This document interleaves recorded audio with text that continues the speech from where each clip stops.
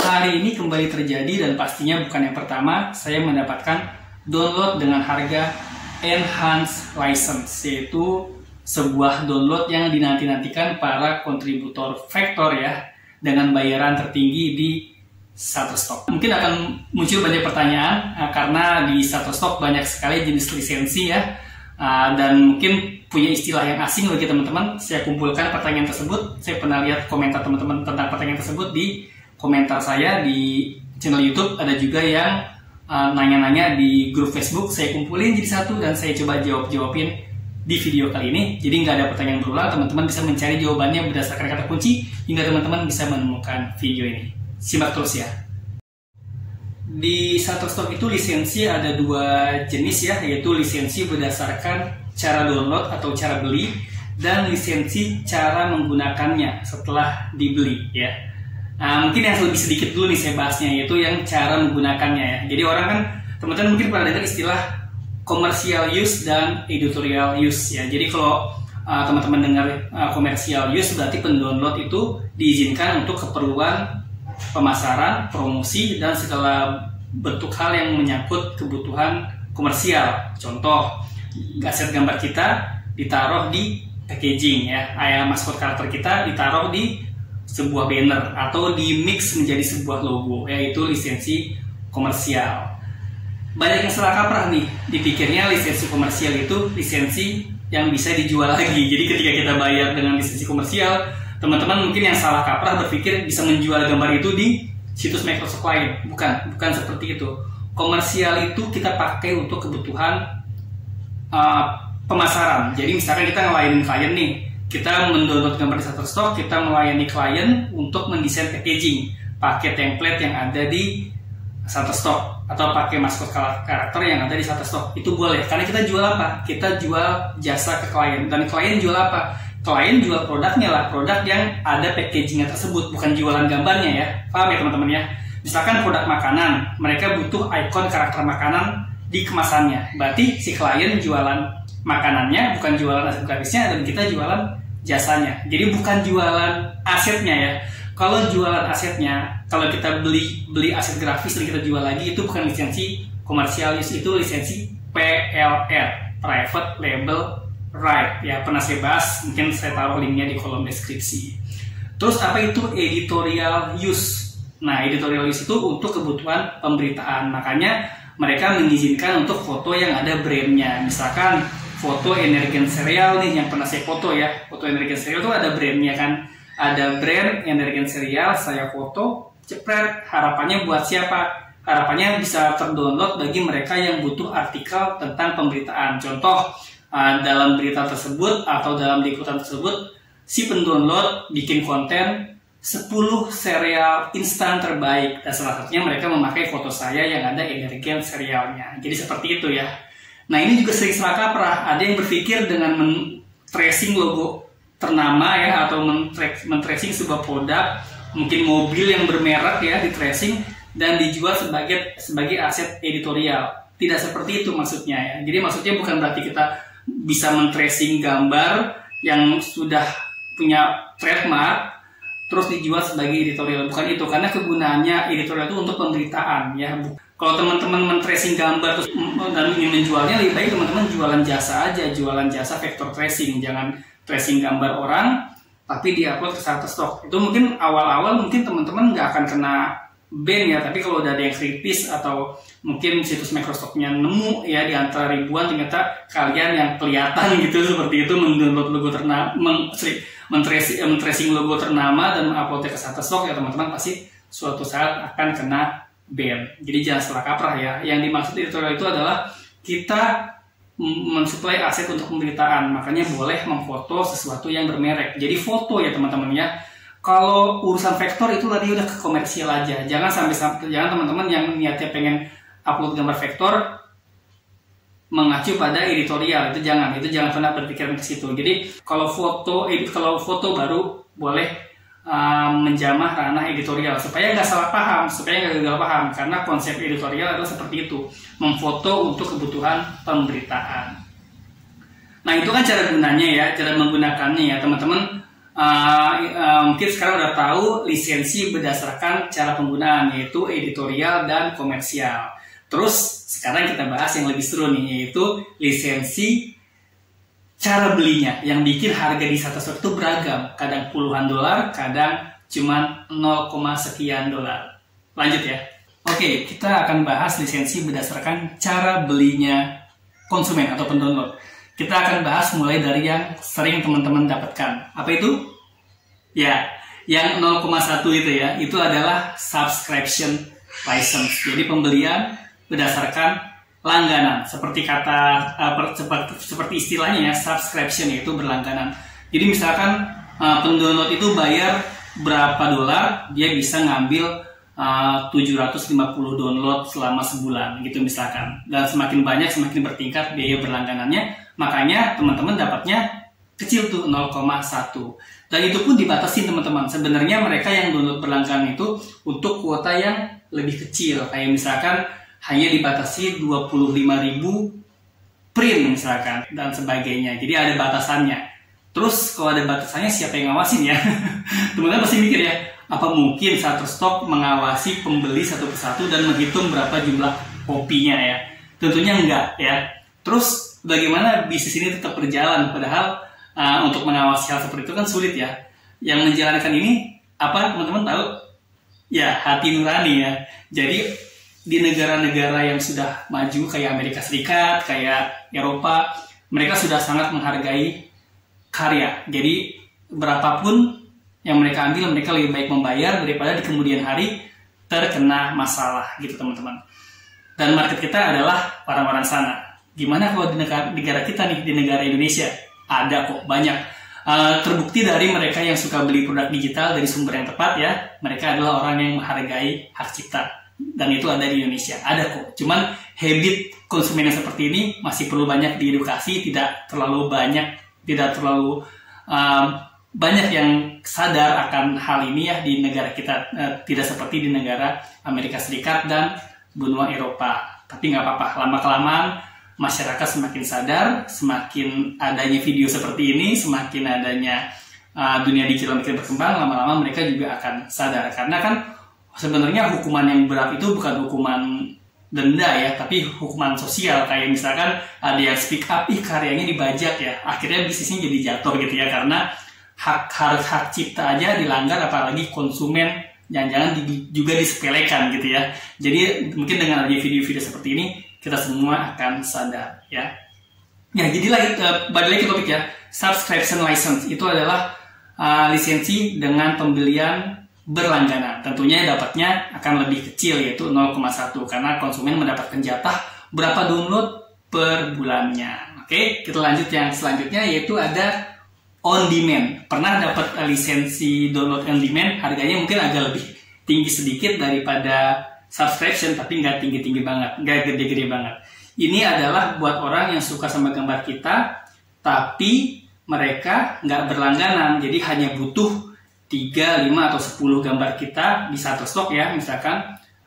Dan mereka campur ya, nggak cuma gambar saya aja, misalnya gambar yang lain juga ya. Mereka butuh hanya beberapa aja, tapi mereka nggak berlangganan. Itu masuknya on demand. Jadi karya berdasarkan sesuatu yang dibutuhkan oleh pendownload tanpa harus berlangganan. Oke, jadi teman-teman paham ya apa itu subscription, apa itu on demand. Jadi subscription berlangganan, on demand tidak berlangganan. Orang di luar nunjuk tuh apa yang mereka mau ya.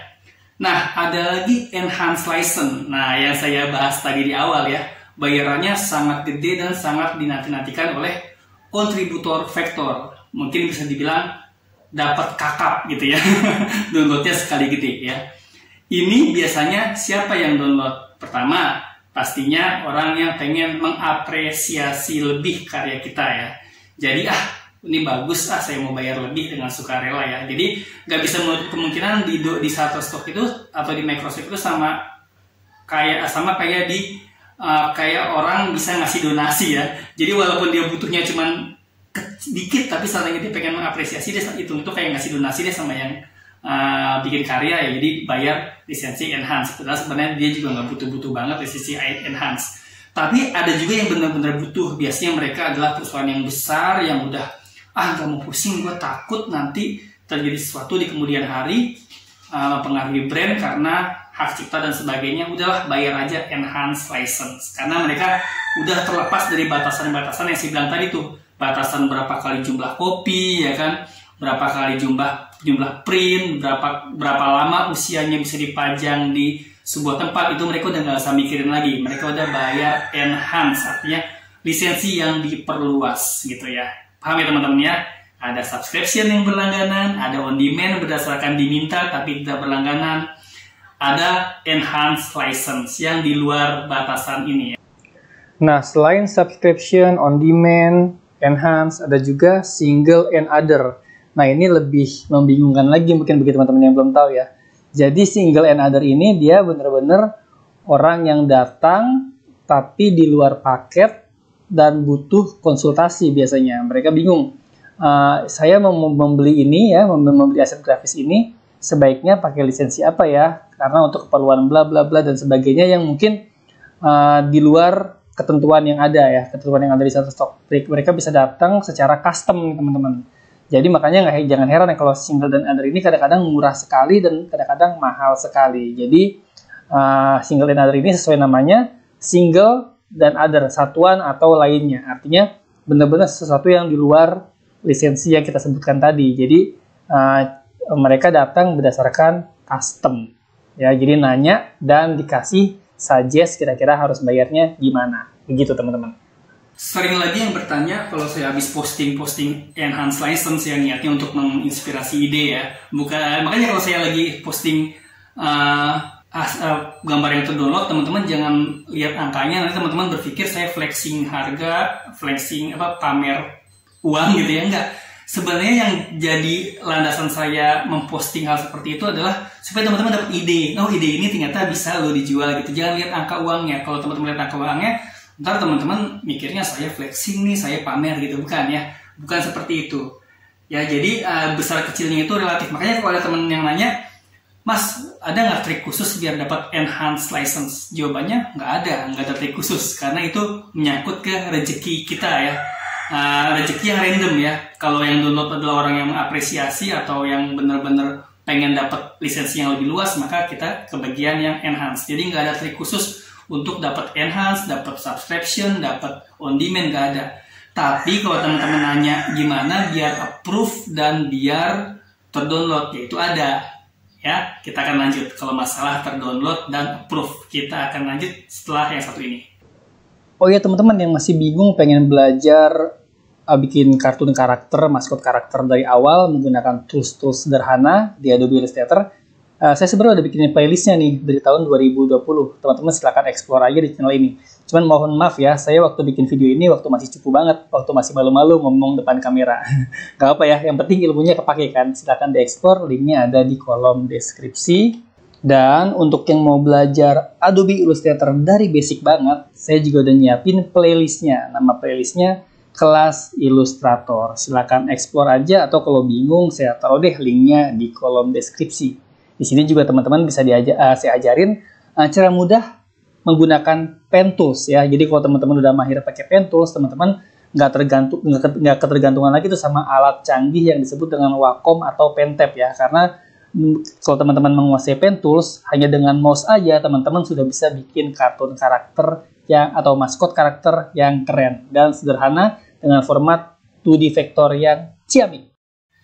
Biar terdownload dan approve ya, kita fokusnya ke terdownload dan approve aja dulu ya. Jangan mikirin dapat enhance atau on demand atau single and other ya. Kita fokus ke terima dulu aja dan terjual atau terbeli ya. Gampang sebenarnya, yaitu nggak cuma konsisten upload tapi juga terarah. Cara terarahnya gimana bang? Ada banyak cara teman-teman. Teman-teman bisa ngikutin kategori yang ada di Shutterstock, itu juga sudah cukup teman-teman ya. Itu terarah. Atau kalau teman-teman rajin-rajin mampir ke Shutterstock, itu ada istilah Shutterstock shoot list ya.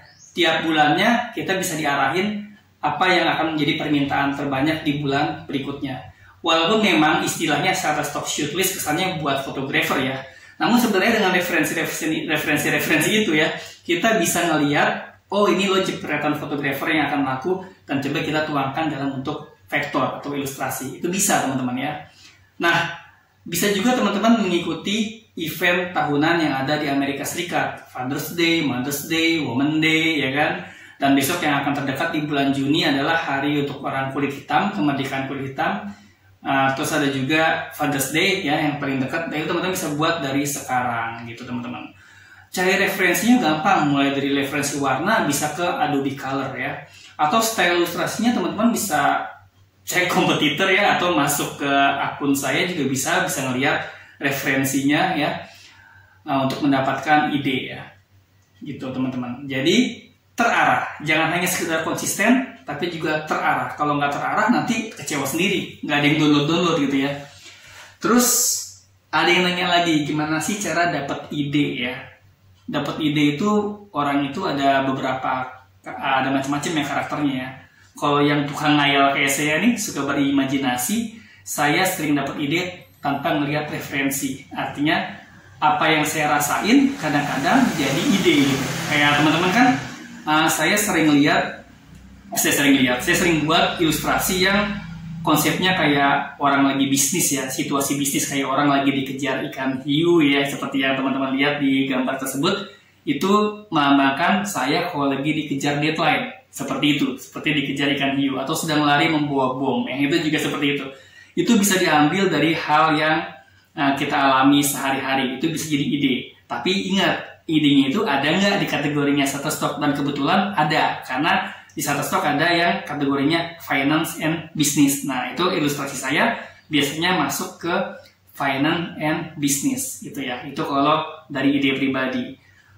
Selain dari ide, teman-teman bisa sering, ya seperti simak tadi, bisa lihat kompetitor, bisa baca buku ya. Jadi orang itu kan ada dua tipe ya, yang bisa cari referensi dari sendiri atau dari referensi dari orang lain. Kalau referensi dari sendiri ya orang-orang yang kayak saya mungkin yang senang menghayal, senang berimajinasi. Teman-teman yang nggak punya ide ya nggak ada salahnya memakai ide orang lain untuk di ATM, amati, tiru, modifikasi, bukan amati, tiru, mutlak gitu ya. Gimana biar konsisten nyetok ya? Kalau pribadi dari saya, konsisten nyetok itu adalah pilih kategori gambar yang bisa dengan mudah kita buat.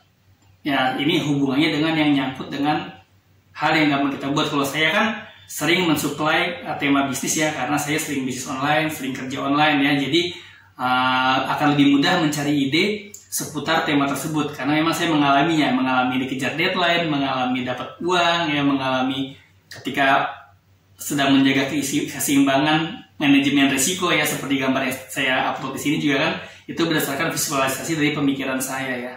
Nah, bisa juga dari kategori lain gitu ya. Pokoknya setiap orang itu biasanya punya lebih dari satu atau dua kategori favorit. Teman-teman yang mana nih? Misalkan kalau teman-teman lebih suka makanan ya, berarti stoknya stok makanan ya. Lebih suka farmasi ya, farmasi. Yang lebih suka fun ya, kayak buat kaos dan sebagainya, itu juga ada kategorinya sendiri ya. Suka simbol dan icon juga ada tipikalnya sendiri. Kalau saya dua, tema bisnis sama tema event ya. Nah, yang bikin saya konsisten itu yang tema event, karena ketika saya buntu dengan ide konten bisnis, saya bisa ikutin tema event yang pastinya akan ada setiap bulannya ya kan. Nah, kalau teman-teman lihat website timeanddate.com, itu teman-teman bisa lihat event-event di Amerika Serikat. Atau kalau bingung-bingung ya tinggal nyontek aja Shutterstock shoot list, itu ada di Shutterstock ya kan. Apa yang harus difoto oleh fotografer kita supply dalam bentuk vektor grafis.